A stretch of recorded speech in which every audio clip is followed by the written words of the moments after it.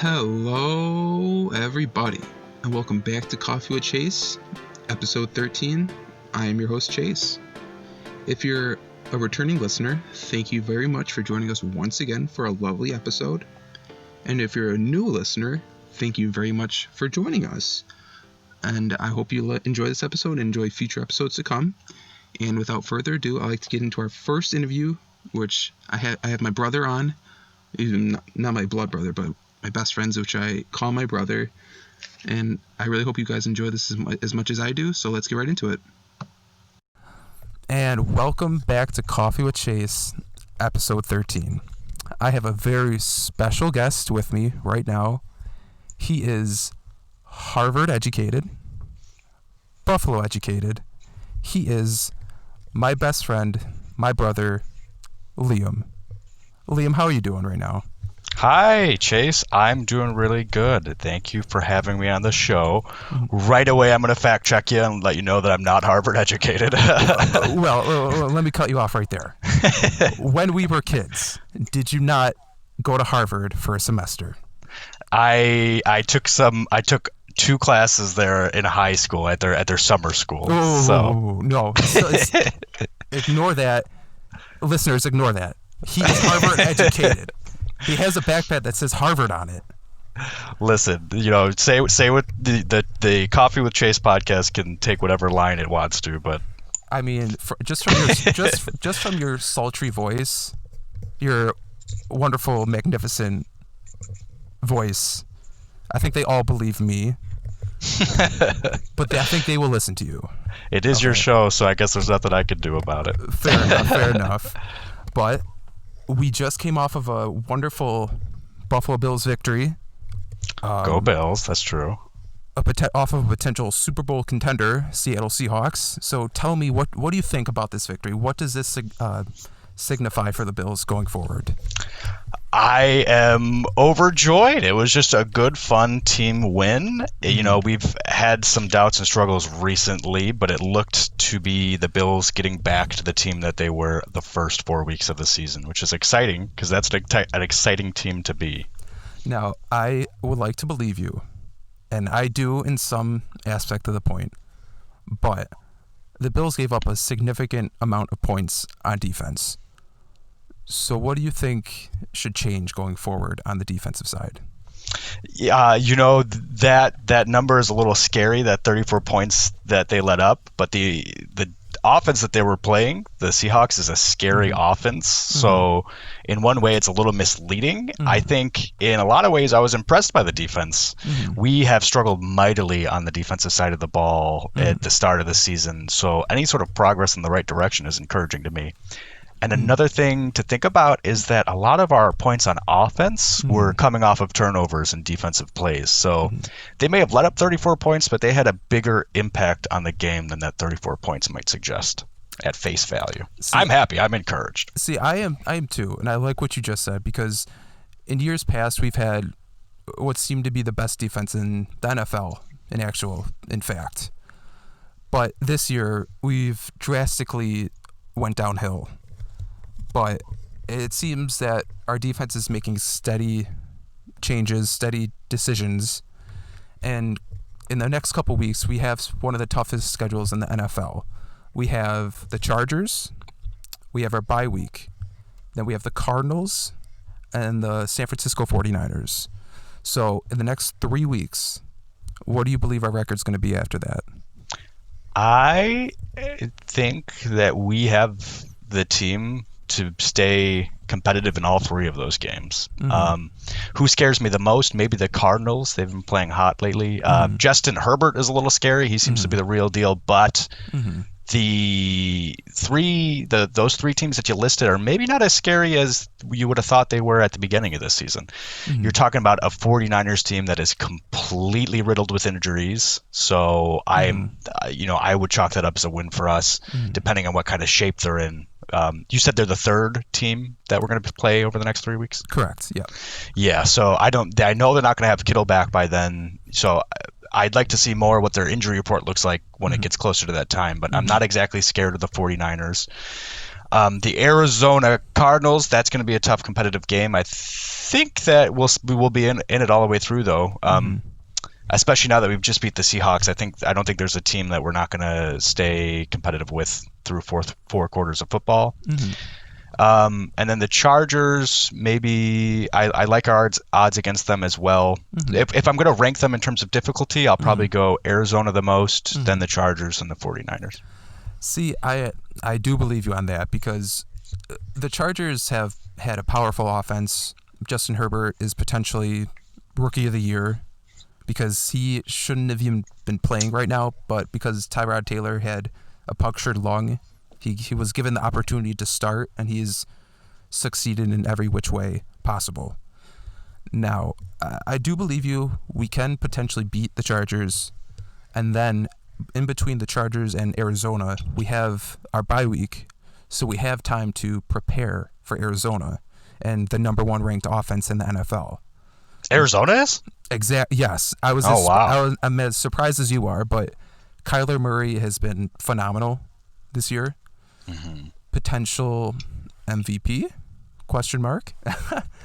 But yeah, I believe this bye week is going to give us time to prepare, time for injuries to heal, a chance for Josh Allen to potentially dissect defense on film and give him the chance to look great.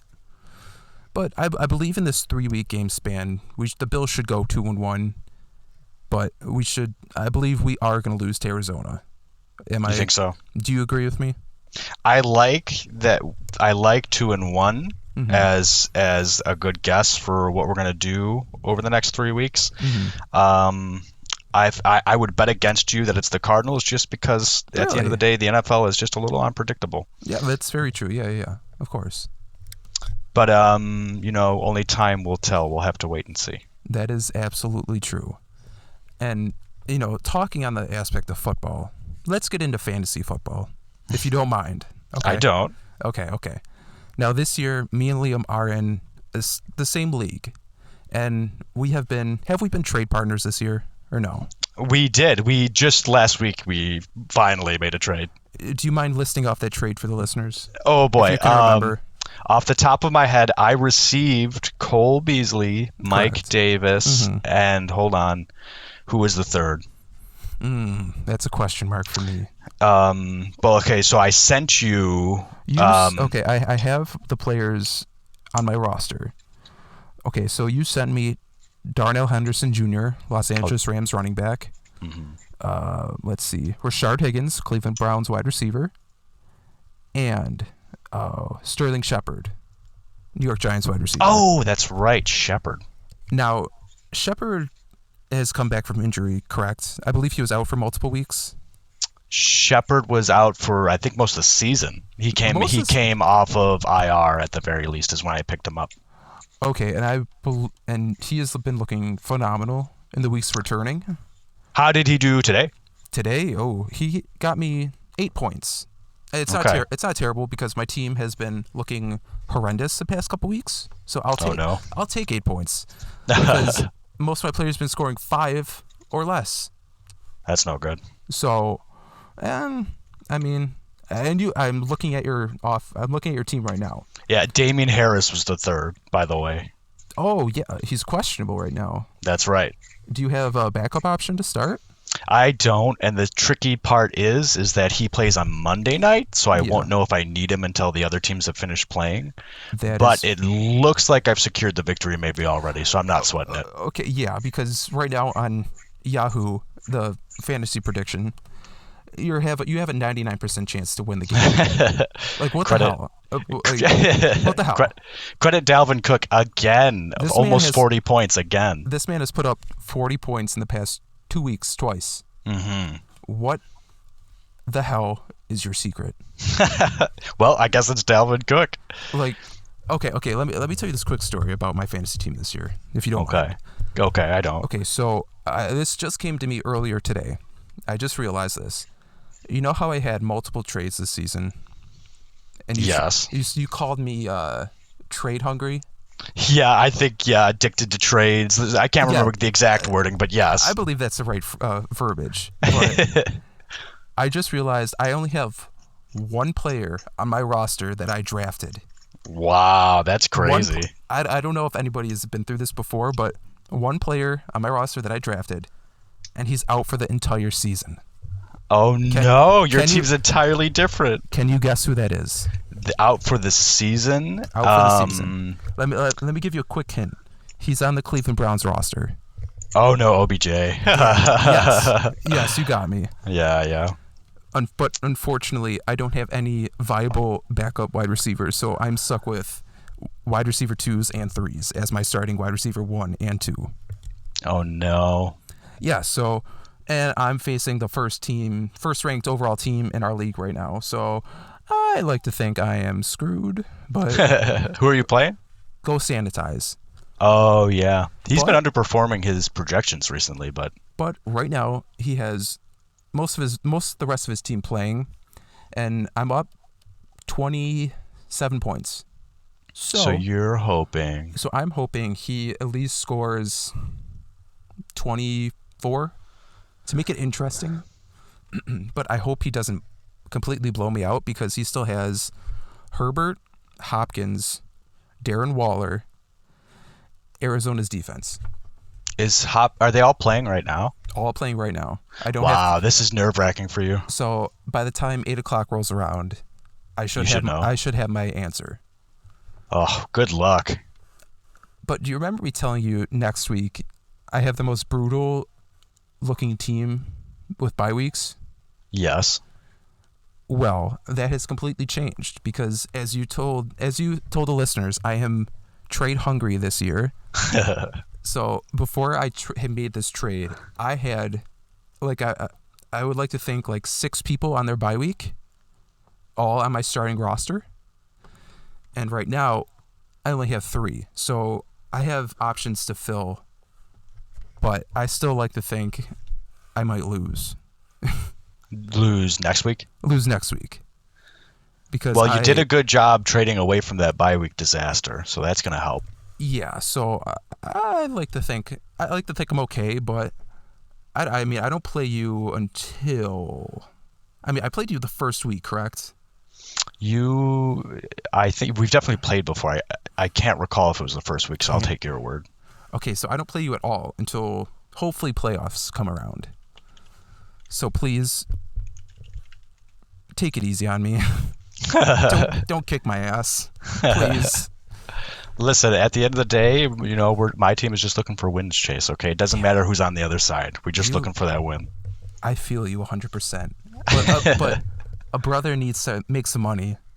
That's true. That's true. For the listeners, this is a money league. This is a high money league. Let's see. What was our buy-in? Like $50? I believe so, yep.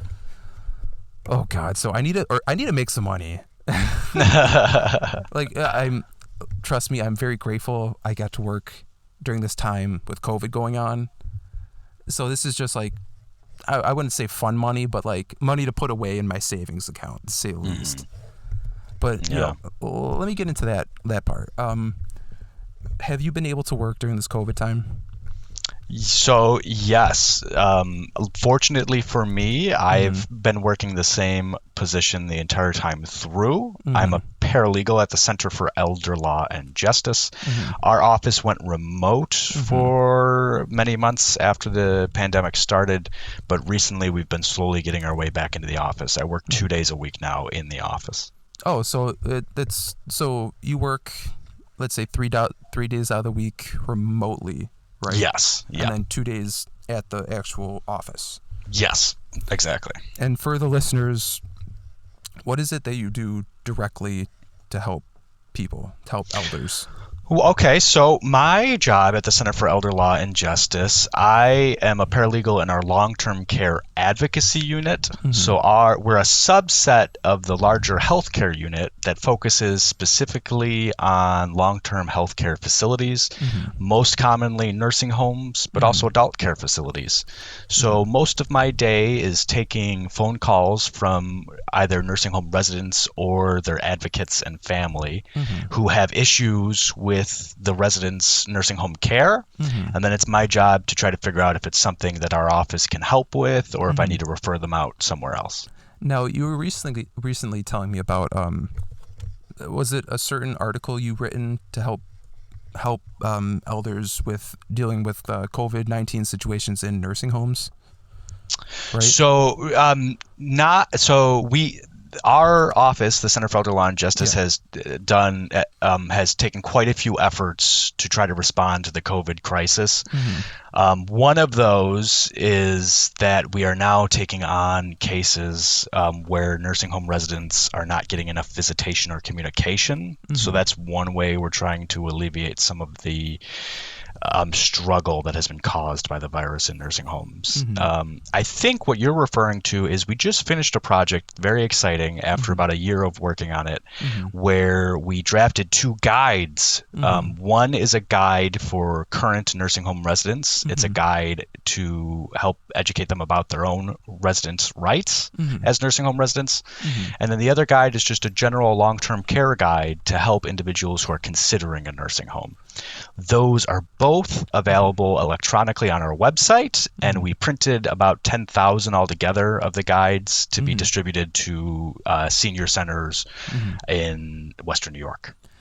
Now, holy shit, that's some incredible work you're doing. Like I can't thank you enough for actually providing help to the elders, because there has been so much, I wouldn't say malpractice, or what's the proper verbiage to like mistreatment lately? The word that I would use, Chase, for what's been going on in the nursing homes during the pandemic is tragedy. It's been very sad. Residents have had to contend with a lot of isolation, and isolation can be vicious. So it's been very sad in a lot of ways to watch what's been happening with the virus. But in other ways, a silver lining is that it's brought a lot of attention to the nursing home industry, and it's created a lot of momentum towards positive change that has been needed in the industry for decades. So Absolutely. it's been sad, but there is still optimism that we're moving towards a better future for our elderly. Exactly. And you said these guides are available on your office's website? Yes. So where you would go if you want to see them, it's www.elderjusticeny.org. And then from there, you can either go to our units and programs and take a look at the long-term care resident advocacy page, or head over to resources and then nursing home and assisted living resources. And the guides are available in both of those spots. And there are some other resources available too. If you are a nursing home resident or a nursing home resident, there's other materials that might be useful to you available online on that website. Thank you very much for sharing that. I really do appreciate that, because I know a lot of people during this time, it's hard to visit loved ones. And so, for loved ones that are potentially going into nursing homes during this time, if it's available in, certain cities or certain like areas around Western New York or around the country, I believe looking at these guides will help maybe ease minds and potentially let them be at ease with the idea of going into a nursing home. Right? That's the goal. That's the goal. What we hope is just that the guides that we've created can just be a tool that residents have to reference when they have questions about their care and their rights. And I will make sure to put that in the bio or in the description of this episode, because it's going to be easier for people to just like be able to type it in or copy and paste it. But I think hearing your lovely voice tell them what the website address is enough. Yeah. Thank you so much, Chase. Thank you for giving me a chance to come on the show and do a quick plug. The more people that we can tell about it, the better. So I appreciate that very much. Of course. And I like to end this episode on, I wouldn't say a sad note or a good note, but I'd like to tell a quick story, if that's okay with you. That is, please. And I think you know what I'm talking about, but for the listeners, I don't think they do, because I don't believe I've mentioned this before, but I'll get right into it. This was, I believe, 3 years ago. during the dead of winter in wonderful Western New York. And I was just coming back from my first car appointment. I believe I had my car for 4 months, and I was very nervous about going to this appointment because in the forecast we were supposedly to get a couple feet. And driving to my car appointment, there wasn't that much bad weather, so I was very at ease. I was very, okay, I'm fine. I don't have to deal with this. But as soon as I left, the snow started falling dramatically and incredibly fast. And I live maybe 25 minutes away from where my car dealership is and where I took my car to get this appointment done. And I was maybe 5 minutes away from home, and I was telling myself, you have to just relax, just keep both hands on the wheel, be calm, be careful, all that good stuff. And taking my time, going the speed limit. And I was maybe a minute away from home, pulling up to a certain street I had to turn down. I was turning, I hit a piece of ice, and I lost control of my car. And before I knew it, I had hit a stop sign, proceeded to run over the stop sign, and my car, luckily nothing else really happened, because if I would have gone any farther, I would have hit a fence and maybe a light pole. And luckily I got caught on the stop sign. And I didn't keep my eyes open, but I knew this was happening. Both hands on the wheel, gripping as hard as I can. And I was yelling the F-bomb for a good 20 seconds solid. And because this was my first car accident. And right. I believe a lot of people can attest to this. When you're in your first car accident is the most traumatic thing imaginable, I like to think, because you are internally freaking out and externally freaking out. Mm-hmm. And so after hitting the stop sign and yelling the F word for a good couple minutes, I was very nervous to get out of the car and check what happened. And so I proceeded to get out of the car. And like I said, it was blistering cold. Snow was falling at a dramatic rate. So I was very close to home, but I was still lodged on this stop sign, and nobody was literally anywhere in sight. And I was I stepped out of my car. I looked at the damage, and luckily, the front grille of my car was the only thing that got damaged. It had popped off, and that was the only damage really done to the car. And I had to look at both sides of the coin. On side A, excuse me, but shit, I got into a car accident. Side B, I'm okay. No damage to me. Damage to the car is easily fixable. So you had to look at both sides. I looked at both sides, and I'm still traumatized from it, but I'm at ease now because I knew I'm okay. Things are okay. A car is easily fixable for people that have got into car accidents, but a life isn't. Mm-hmm. And as long as you're still breathing, you're okay. And can you attest to that? Absolutely, yeah.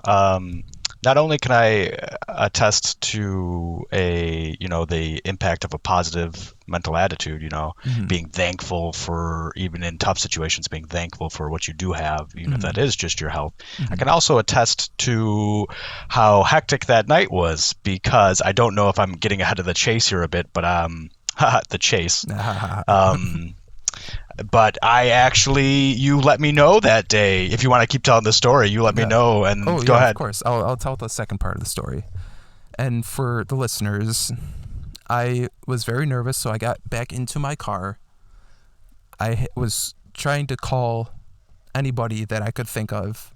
And of course, I was trying to call my mother, who was literally maybe 2 minutes away at our house. But instead of calling my mom, I wasn't really paying attention. And I proceeded to call, Liam, our lovely guest. And, you answered the call very positively and very welcoming, like you always do. And you could tell something was up, couldn't you?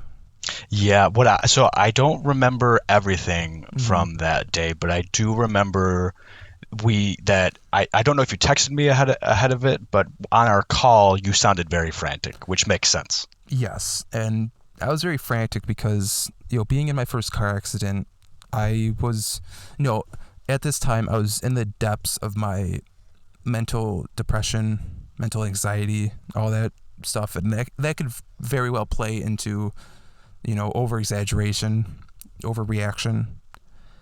And so you could probably tell I was very worked up. And so, like, I was like, Liam, I got into my first car accident. I think I asked you if you could help, right? Yeah, so the specifics of the conversation kind of escape me now, but you must have, because if you keep telling this story, you can go ahead. Okay. Yeah, and you just so happened to literally be not even a couple minutes away driving. Right. And you were literally a blessing in disguise, an angel sent to me.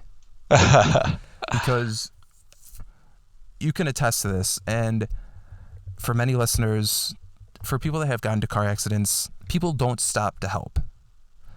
And when you had stopped to help me, I was so incredibly grateful because, I was alone. I had no one with me. I was very nervous, very worked up, and I was ready to lose it. I don't think we've explained well enough as well just exactly how much it was snowing. It was the largest snowstorm in recent memory for me. It was coming, like, it was hard to see. It was coming down. Like, for people in Western New York, I believe you can attest to this. When we were young, we had a surprise storm in October, right? Mm-hmm. Do you think it was almost as worse as that, when we lost like power in most of our city and trees are falling like it was nothing? Do you know, there were some unique factors that made the October surprise storm a little bit more impactful than maybe it should have been. I think that a lot of the trees still had leaves on them when the snow came down, which makes them extra heavy and causes branches to start falling. So I think the October surprise storm caused quite a bit more damage. But in terms of just snowfall, I seem to remember that this storm was worse. Oh, this was very, very bad because in Western New York, we have many different kinds of snow. And we have wet snow, we have heavy snow, we have thick snow, we have very small snow. And I know that's very ridiculous being able to list off types of snow, but this night seemed to have every single kind of snow falling. There was thick snow, heavy snow, wet snow, which made the roads very difficult to drive on. And I could understand why people would not stop, because it was probably, you think, in like the negatives with the wind chill. This I don't remember as well. It was very cold that day, but I couldn't tell you how cold. And so, continue with the story. Thank God you were 2 to 3 minutes away, and you decided to come and help me. Because if you didn't, I would have sat there for I don't even know how long, trying to muscle my way out of the snow. My tires were stuck in maybe 2 feet of snow. And, you proceed to get out of your car, help me try and push my car out of the snow. And if I remember correctly, there was even a police officer that drove by. This is kind of funny, but kind of ridiculous. There was an officer that drove by. He stopped for a second, rolled down his window, and asked if we were okay. And I don't believe he asked if we needed help. I may be mistaken. I don't know. I recall, Chase, that he asked if we were okay, Mm-hmm. and I think that I answered yes. Mm-hmm. But it was very obvious that we were stuck Oh, and needed help. yeah, very obvious. And this man proceeded to roll up his window and drive past us. Like, excuse me, sir. You are here to protect us and help us with anything we might need. Right. Right. But I think at the moment it was not as funny, but looking back, it was pretty funny. yeah, looking back on it now, multiple years later, we can laugh at it Mm-hmm. because eventually you were able to help me get out of this situation I was in, and you went on your way, and I very tightly gripped my wheel and drove not even a minute down to my parking lot where I park. Oh, you were so close. That's right. Yes, and I think you can agree with me on this. Like, most accidents occur not even 2 minutes from your home. I think I've heard that, yeah. Or I believe that's the phrase that's thrown around. Yeah, something like that. I'd have to look it up to be sure, but yeah, like, I literally was not even 2 minutes away from my home. And that was the worst part because, I was very scared of, like, judgment coming down from my grandparents, my mom, my loved ones. But for the listeners that have been into a car accident, that is completely far from the truth. The only thing that really matters to your loved ones and to anyone you love, that your safety is the number one priority. Because, like I've said before, a car is easily fixable and a life isn't. Because if you lose a life, there's no getting it back. Mm-hmm. You really get one shot at this thing. And now, today is November 8th. Right now, I am so happy in life and so grateful for everything that's really come my way. And, I'm very lucky now to be able to look back at things and, look at the bright side and, just say, like, I'm okay and there's these certain situations, and be able to deal with sadness. And I know it's very hard to deal with it right now during this tough time, but this gives you a time to really look back, work on yourself, find what makes you happy, and just be you, and do everything to the best of your ability, right? That's absolutely right, Chase. It makes me so happy to hear you talking that way, and to hear you, describe all the things that you're happy about and going on, and all the things that are good things that are going on in your life right now. That makes me endlessly happy to hear. And not only are you glad that you've got some good things going on in your life for you now, but you have taken the initiative to start a podcast here where you are doing something very positive.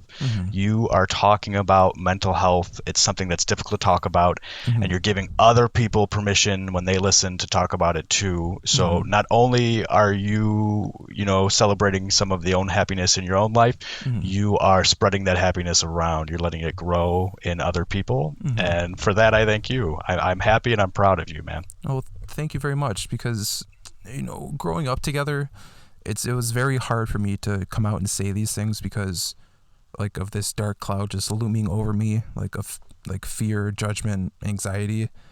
And so it was very hard for me at that time to come out and say these things. But now it's so easy and well recepted that I can't thank anybody enough, because my whole life goal is to be able to help people in every which way possible.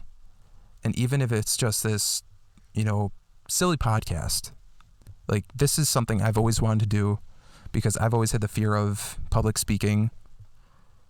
But doing this, it's making my life so much easier, talking to people, conversing. And so, I can't thank you, the listener, enough, and you, Liam, my wonderful brother, enough for listening and joining me along this crazy journey we call life. And, this podcast falls on episode 13. This comes out on November 13th. And what's your belief? Do you have any superstitions I am not a superstitious person. I mean, Is it going to be a Friday the 13th coming up? It Or is. oh wow. Oh, I know, scary, right? Personally, I am not superstitious at all. How about you? I mean, that's completely okay. People, that's totally fine. But yes, I believe I'm very superstitious in the number 13, because a lot of people think that's an unlucky number. A lot of people think the number 7 is the most luckiest number possible.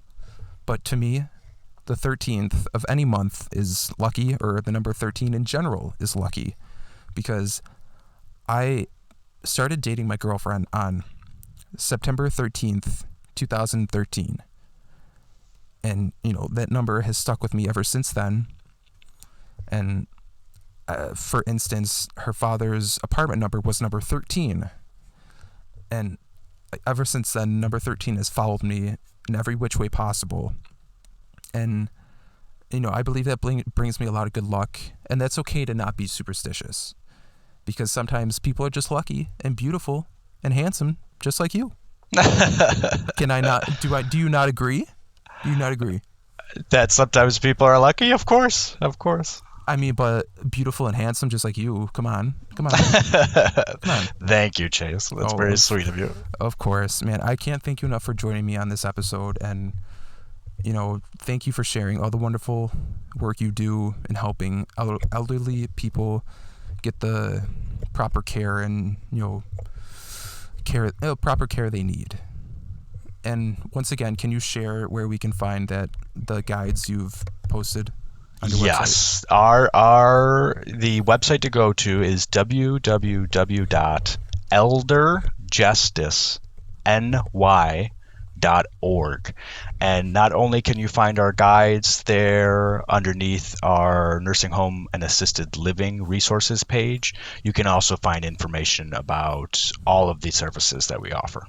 All right. Thank you very much, man. I know you only said 25 minutes, but we've been going for almost a solid 40 minutes strong right now. It felt like 5 because it's fun talking with you. Thank you. Anyways, thank you very much for joining me. I really appreciate you being my first guest on the show. Thank you very much for letting me be your first guest on the show. It was very fun. Of course. Thank you very much, and I will text you soon, all right? All right, let me know when the show's up so I can listen. All right, I'll send you a little sneak peek if that's cool. That's perfect. Thank you so much, Jace. Love you, brother. Love you, man. Bye. Bye.